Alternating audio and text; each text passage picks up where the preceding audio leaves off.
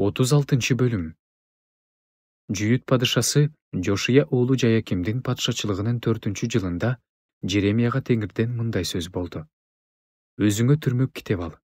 Ага мен сага сүйлөй баштаган күндөн тартып, Жошиянын күндөрүнөн тартып, бүгүнкү күнгө чейин менин Ысрайыл жөнүндөгү, Жүйүт жөнүндөгү, бардык элдер жөнүндөгү айткан сөздөрүмдүн бардыгын жаз.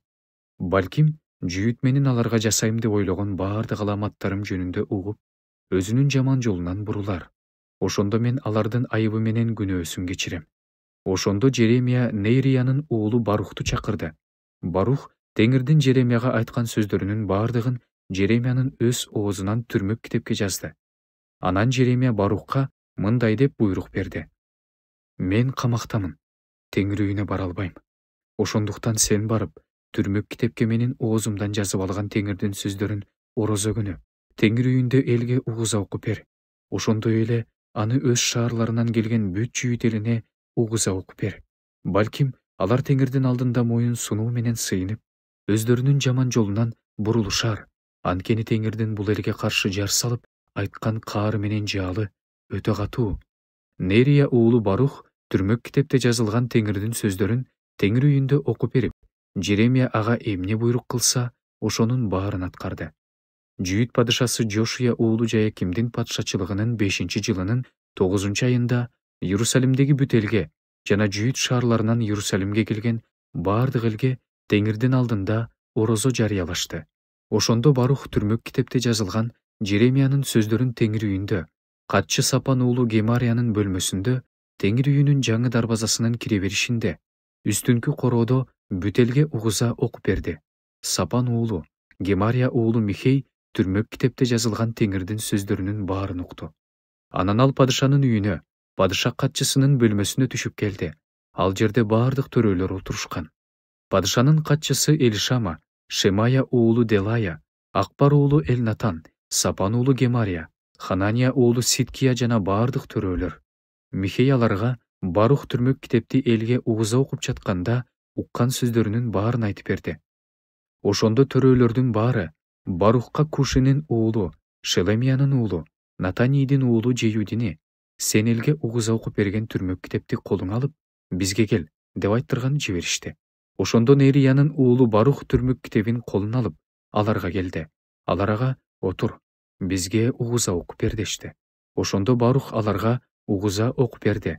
Алар бүт сөздөрдү угуп бүткөндөн кийин, үрөйлөрү учуп, бири-бирин карашты.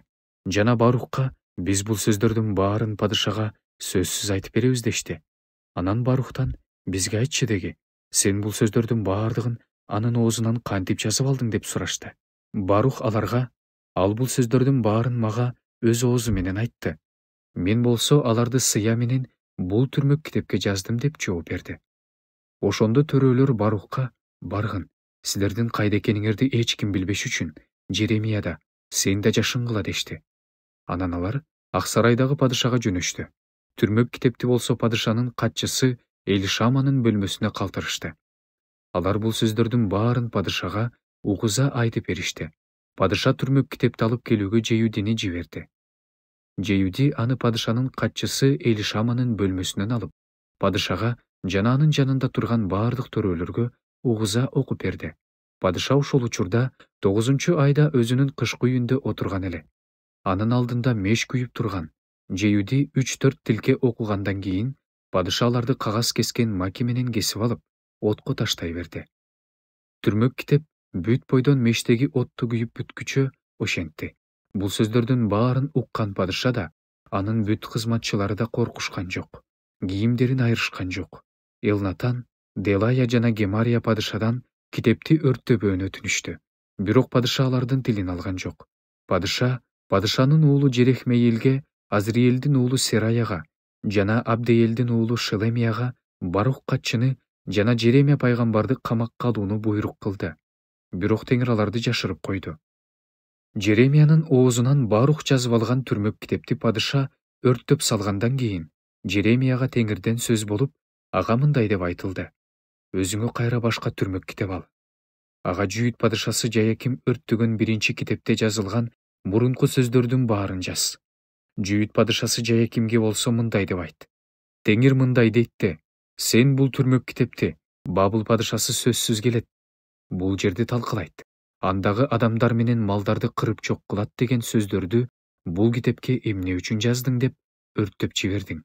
Ошон үчүн Жүйүт падышасы Жаяким тууралуу Теңир мындай дейт.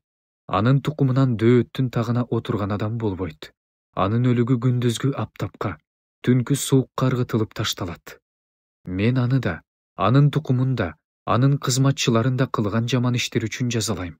Мен аларга, Иерусалимдин тургундарына жана Жүйүттүн адамдарына өзүм айткан, бирок алар укпай койгон алааматтардын баарын каптатам.